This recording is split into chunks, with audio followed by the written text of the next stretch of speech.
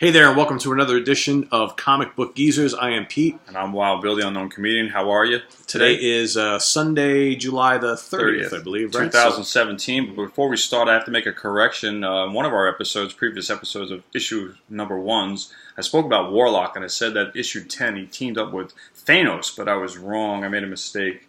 It's actually issue 11, and I'm sorry for steering you down the wrong path there. I hope you didn't go out and buy issue 10, but this is what it looks like, and I apologize. So we want to make sure we're giving you all the right information. Yes. So sometimes we catch things later on after we watch them, and we're like, oh. Made a mistake. Yep, I'm exactly. human. So, but at least we bring it to your attention. Yeah. So last week, we told you, last week we kind of covered a non-original Marvel character in Dracula, right? Tomb of Dracula series, and we said we were going to do another one this week. So we're going to talk about, of course, Conan the Barbarian, who is not a Marvel-owned property, but they bought the rights to publish stories in the early 70s. Speaking of stories, this was given to me by a friend of mine in the early, mid-1980s. And I thought this was a novel, but it's actually a collection of short stories accumulated. But when you read through this, it reads like a novel. There is no jumping around. It's a very smooth book, the storyline. The artwork is by Frank Frazetta. Very cool. Frank did all the covers for the Conan books, I believe, and he was a fantastic artist. And all the paperbacks that came out, was this Avon or Ace? So all the Ace paperbacks that came out, I believe, in the mid-late 70s, Frazetta did all the artwork for those. And they're very cool. He also did a lot of posters as well on the same Barbarian concept artwork, calendars, classic artwork. This particular paperback here covers some classic stories by Howard, and we're going to talk about Howard, the author, in a second. But more importantly, we've got the Tower of the Elephant, which you're going to hear about a few times in this show here today. God in the Bowl, Rogues in the House, and The Hand of Nurgle. These are all original Howard storylines. There's a couple from L. Sprague de Camp in here as well. But, like Bill mentioned, this reads like a novel because most of the Conan the original Howard stories of Conan were all basically short stories. He only really wrote one lengthy novel. All the rest were short stories. And they all kind of continued on from each other through the Conan the Barbarian's escapades. And so, who's Robert E. Howard? Who's Conan? So Howard was a young novelist who kind of came to fame in the very early 30s. He wrote these like science fiction and fantasy short stories. Solomon Kane and Kull were his first creations, and then he created this other character called Conan the Barbarian, who was kind of based on the Kull character, but a continuation. And Conan was a barbarian son born in Cimmeria, in this fabled land of Hyboria, which was, this obviously made-up land that kind of came after the fall of Atlantis. So we're talking about, way before modern civilization. Ancient times. Ancient times. And, Mr. Howard had quite the creative mind. And so he was writing these stories for Weird Tales. It was like a newspaper or pulp magazine, that sort of thing. And he wrote this whole series of short stories based on the Conan character. But by like 1936... his mother was really sick. And she passed away. And he just couldn't deal with it. Apparently, he was depressed. And he just walked outside and shot himself in the head, and that was the end of it. But he had a lot of other works that were kind of in progress. Unfinished, that were later published or taken upon by other writers and finished. So if you really want to investigate the Conan character apart from the comic books and really understand what he's all about, I highly recommend these Del Rey collections. The first one is called The Coming of Conan the Cimmerian, and this has a boatload of the classic tales. Like, in other words, The Frost Giant's Daughter, God in the Bowl, The Tower of the Elephant. Like I said, you're going to hear about these a lot today. The Scarlet Citadel, Queen of the Black Coast, Black Colossus. A lot of these were made into comics, which we're going to get into. What else we got here? The Pool and the Black One, Rogues in the House, Devil in Iron. Okay, that's the first volume. These are well worth getting, by the way. If you love reading fantasy fiction, I highly recommend it. Conan's good stuff. And the second one is the Bloody Crown of Conan, and that's got a couple of really good storylines. He named himself king by his own hand. King Conan. Yeah, because he actually became a king in numerous places in different... I believe he became the king of Aquilonia, another one of these made-up civilizations. Which is popular in the comic book series, which we'll show you. So this novel is this volume is worthwhile for The People of the Black Circle. A really good story. His only full-length novel ever published, which was The Hour of the Dragon, which was also turned into a comic, and then A Witch Shall Burn, which is kind of cool. And it's got other like assorted short stories and poems and things that were finished and unfinished. So whatever. But well worth reading. It just to kind of go beyond and I'm not even talking about the movies here, but just to go beyond the comics. And speaking of the comics, so in the early '70s, so Marvel Comics purchased the rights to produce Conan storylines as well as reimagine the original Howard writings into comics. So we've and again, what year was this, Bill? I believe it started in '71. Yeah, I think you're so right. We're going to cover the first 30 issues of Conan. He went way past 150 issues. Yeah, this was probably the most successful Marvel venture in a non-original Marvel character. A character that is not Stan Lee's baby or Jack Kirby's baby. Exactly. So it started, obviously issue 1, they changed artists throughout the history of the Marvel's publishing of this character, but the majority of the first 24 issues were drawn by this up-and-coming artist named Barry Smith, later changed his name to Barry Windsor Smith, who really never did a lot in comics in general. He really only worked in Marvel very briefly. A talented artist, as you're going to see very as we get into it. Other than Conan, he did a couple issues of X-Men, a couple issues of Avengers, a couple issues of Daredevil. I think one issue of Nick Fury, Agent of S.H.I.E.L.D., and really that was it. And then he was never a superhero guy. He really liked this type of material. And it's his forte, as you're going to see. Really. So the first issue, which you've seen this from me before a couple of weeks ago, is the first issue. Again, look at that glorious artwork from Mr. Smith. And this is, well worth getting as the debut of Conan the Barbarian for Marvel. We go, and we want to point out too when we can here which of these issues are based on an actual Howard storyline. So here we have number 2, and again, just look at that artwork. A lot of people compared Barry Smith to Jack Kirby, and here you can really see why. Especially in the drawing of actual Conan, a lot of similar lines. Facials, very similar. I have that issue as well. It's my oldest issue of Conan in my collection. So here we have Conan number 3 versus the Grim Grey God, which is actually based on a non-Conan short story called The Grey God Passes. Okay, yeah. And again, look at that artwork. Okay, if you guys are familiar with Kirby. And maybe aren't that familiar with Smith doing the Conan stuff, you can see a lot of similarities in the way they it's good art. They drew. Conan covers always catch your eye. Yeah, fantastic artwork throughout the whole series. This next one here is number 4, and this is probably the most noteworthy of the older issues, the first 10, specifically because it is a retelling of the Tower of the Elephant storyline from Howard's original short stories. It is a fantastic story. And it's perfectly portrayed by the writing and artist team here at Marvel. It's just a great story. And I can recall reading the actual story from the Howard's book and like, wow, this is great. But I remember as a kid reading this and being like, how I always remembered it. And Marvel also has a lot of damsels on the covers. Oh, yeah. A lot of women. They did good artwork with the ladies in Conan. Number 5, that's based on the Zucala's Hour poem, original Howard poem. Wow, nice cover. And then with this is a great one. The Devil Wings over Shadazar. Okay, this is number 6. Again, great artwork. Great artwork. Look at that. So yeah, and the great thing about the Conan stuff, it's not all like sword fighting. There's a lot of like kind of creatures and monsters. It fights a lot of monsters. Oh yeah. Look at this next one. This is based on the God in the Bowl story. Okay, number 7. Look at that giant spider with a crazy Medusa head creature, and again, the damsels in distress, they're all over the place. There's always good colors with Conan. Yeah. The colors pop. Look at that. Just great characterization through the artwork. And a ton of action. Exactly. And there's action all over these covers, and that's what draws you in. Obviously, with comic books, you judge a comic by its cover. Remember, when in school, your English teachers, don't judge a book by its cover. With comic books, you judge the book entirely by its cover. And Conan exemplifies that point, I think, with every issue. They're very appealing. Makes you want to look inside, see what's going on, and read the story. This is a great issue. Look at that again. That's awesome. Man-Bat, it's number 9.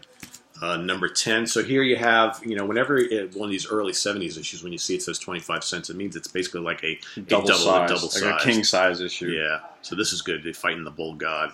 This is all That's new awesome. Marvel story. And the great thing about these is, like, again, they didn't do Howard-based stories every issue, but they did a damn good job of staying in line. They kept in line with what the character was all about, so they didn't go off too far on a tangent. This is based on one of my favorite Conan stories, which is called Rogues in the House, which actually Bill has read because it's in that little book we showed you before. This is where he fights that kind of like ape god that lurks down in the crypts. It's a great, great story. Yeah. Here we have, and this is not a Barry Smith drawn cover, number 12. Okay. But he's back for issue number 13, Web of the Spider God. That's nice. And okay, so the next two, very interesting. So Marvel decided to do somewhat of a crossover here on the Conan book. If any of you are fantasy fans and have read any of the Michael Moorcock fantasy books from, I believe, from the late 60s, early 70s, he had a character called Elric. So what they decided to do is bring Elric from Moorcock's books into the Conan storyline here. So here we have the first one called The Coming of Elric, a Sword Called Stormbringer for number 14. There's Elric right there. So they initially fight and then they team up. Okay, and then here is the second part of that. Another great cover. Another really good cover. Really interesting concept to bring these two kind of characters together like that. Yeah. Team them up.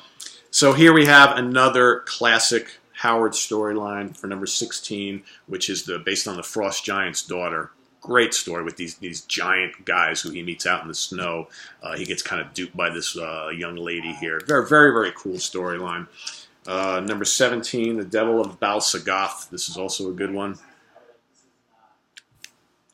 And then number 18, I like this one a lot. Great cover. These are all Pete's books, by the way. I have 12 and 17. Yeah, that's Bill's next on Bill's agenda is to beef up his Conan. Well, I had one. So you're up next, number 19, sir. I have a lot from 30 through 60. This is issue 19, which Pete doesn't have, so I bring it out. It's part of my collection. It's a good one. And moving back to Pete with number 20. Number 20. So we've got the Black Hound of Vengeance, Mr. Smith at work once again on that cool and cover. I have this one as well. But what's the point of putting two up with the same? So this is one of my favorite covers, and they actually kind of reproduced this on one of the giant size issues. And I think I left that upstairs. Did you? Yeah, That's it's upstairs. Right. So the original, I believe it was the original king size. Yeah, I must have it upstairs. The original king size basically reproduced this cover, but basically down below he was like sitting in water. So like it was, instead of him on grass here, you can see here. He's got all these dead soldiers and grass. On the king size one, they basically take a very similar approach, closer. But the dead bodies are like lying under a little bit of water. I'm really pissed that I didn't bring that down because that's a classic cover. So that was number 21. The next couple, neither one of us have, and those are the debuts of Red Sonja. And they're worth a lot of money. They're hard to get a hold of. But we've got that on our wish list, so we need to kind of do that. Next, so we're going to jump ahead to 28, which is the Monster of Zimbabwe. Look at that creature. Go a little closer. Yeah, man. Look at that creature. The ape man with the tusks. I gotta love that. That is cool. And then Bill's got number 29. 29. I just picked this up about 4 months ago, and again, great artwork, and I needed it for my collection. And then last is number 30. Number 30. And some of you may have noticed the difference in the cover art to some of these. So by this time, Barry Smith had departed Marvel and Conan, and a very prolific artist of Marvel named John Buscema took over, and he did Conan for a long time. He's just as great as Barry Smith was, I think that the artwork of Johnny kind of fit the character a little bit better because you notice like Conan's a lot brawnier on these last few issues here. I mean, you can tell the difference. A lot brawnier, a little bit longer hair, and he carries a big sword. Yes, that's a mighty big sword you have there, Mr. Cimmerian. And in the Marvel tradition with Treasury Editions, I got my hands on this recently. Look at that. Conan the Barbarian. That is an iconic Barry Smith cover work right there. Here's the back cover as well. Look at that. Look at that. That's the entire... this is something you want to hang on your wall. Yes. That's a poster. Yes. Right? And if I can show you briefly inside, Try and flip through it. It's so big, it's hard to even get on there. This has the Rogues of the House, which was in the novel. Yep. That I showed you. But just to give you an idea, this is the first page. Like, the artwork is in giant form, and there's the credits for everybody in the bottom. It's just fantastic artwork. I'm trying to give you a flip through here if I can. It's kind of hard. I'm doing this backwards. But, I mean, you can see, you know, large panels, great artwork. I'm looking for some good examples in here. And by the way, flipping through, I don't know the back artwork cover. And then... But wait, there's more. There's more, that's right. That was issue number 4. They used to number the Treasury Editions. The first one was number 1 with Spider-Man. Look at that cover. This is number 15. That's a John Buscema cover art. And again, the back cover is awesome. Look at that. Now, Pete was also talking about the Fabled Land. And this, they actually give you a map. That's a map of Hyboria. This is awesome.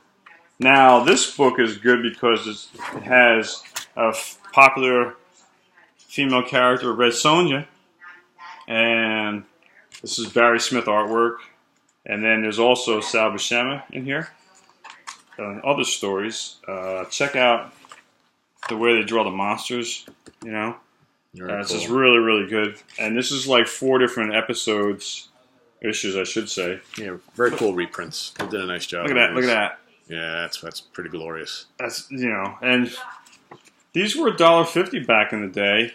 It's a lot of money, you know, we were young kids. Comic, I mean, for comics that were 20 cents, I'm looking for also good artwork here. Yeah, I mean, it's just, you know, they don't make them like this anymore, no, you know? They don't. So... I paid $10 for this, for both of these, which I think is a pretty good price for today's standards. And I'm just looking for another example. I mean, like, even like the guy on the horse, I mean, it's just really, really good artwork. So I'm not disappointed. And let's see if we got something else I can show real quick. Okay, again, the artwork, it just stands out. So... Yeah. I'd show you every page if I could, but we don't have the time. We're comic book users. We could talk about comics all day. They also moved the popularity of Conan was so well that by the early 1980s, they created another title called King Conan.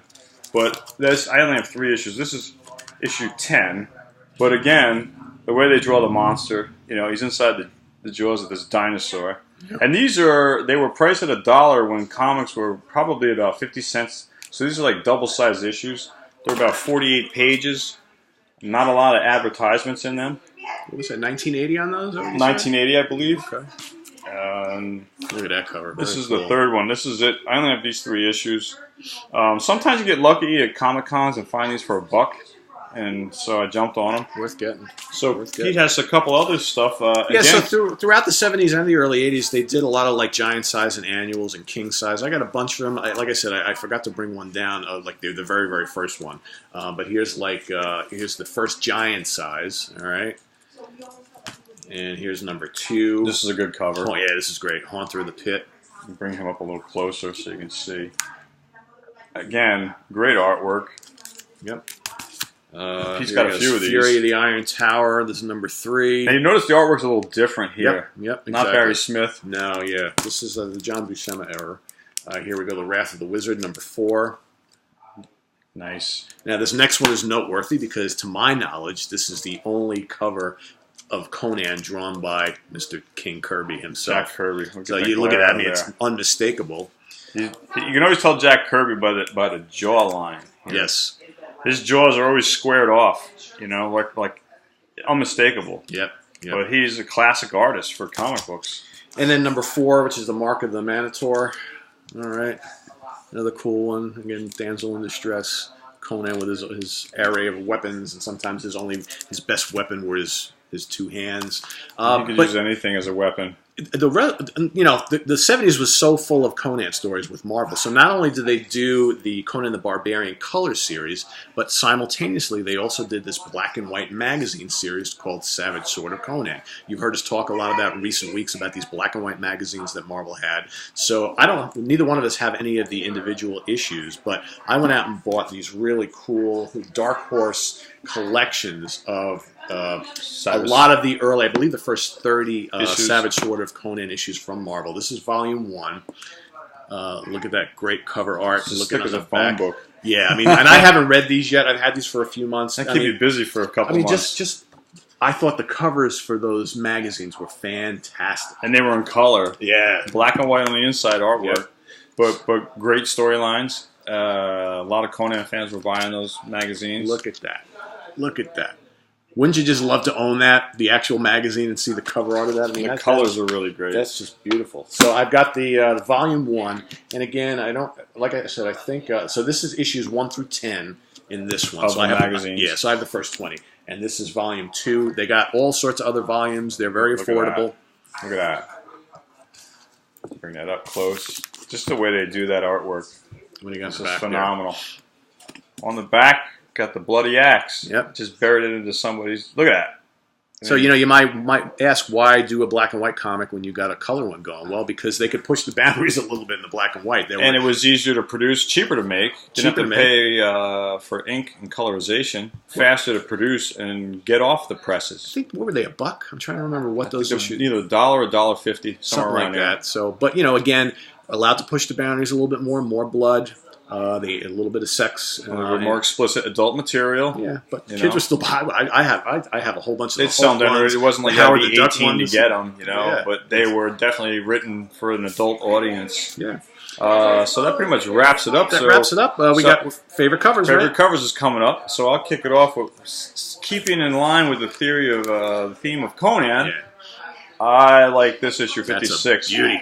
And I got this for $1 last year at a Comic-Con, and I was like, wow. And I only had one issue of Conan. Now I have several, but most of my collection is between 30 and 60. My first Conan and only one in my collection was 71. And then I love this cover. I picked this one up, and it's just, the tree is alive.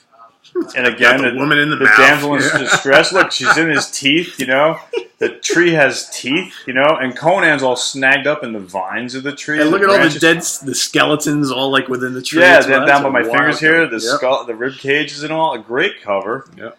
And then this one's special. This one I paid a pretty penny for. But, this is Neil Adams. Yeah. So this is the cover. I think just Neil did the cover on this. I'm not sure he did the artwork on the inside. What issue number is that again? This is 37. Okay. You know what? Let's answer that question right now. Yeah. Who the artist is on the inside. Yeah, take the time to break it open. I can't read on my glasses. I do. Let's see. Is it the second page? On the first, probably on the second page. Nothing. I love when they do this. It's a mystery. Jeez. Here we go. Page 4. Neil Adams. Neil Adams is written by Roy Thomas. Open up, we'll show you. Written by Roy Thomas. Again, great artwork. So those are my 3 favorite covers. I only have 2. So actually, this first one I'm going to show you was actually the first ever issue of Conan that I bought when I was a kid.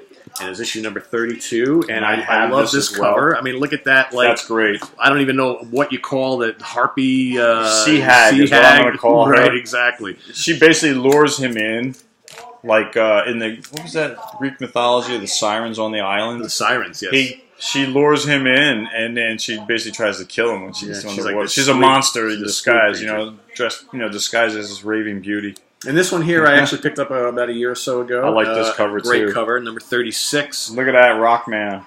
That one, the Stone God. The Stone God. Made of rock. That's a big axe you have, Mr. Sumerian. And it broke. His guy is solid rock. Yeah, exactly. So that pretty much wraps up our Conan episode for Comic Book Geezers. I'm Wild Bill signing out, saying peace. Thanks for being here. I'm Pete. Thanks for staying with us on this hopefully fun episode we enjoyed. And stay tuned for our next episode, which is going to be, we're going to go to the other competitor. We're going to go DC Comics, and we're going to do an episode on Batman. So stay tuned for that one. So take care. We'll see you next time. Take care. Bye-bye. Bye-bye.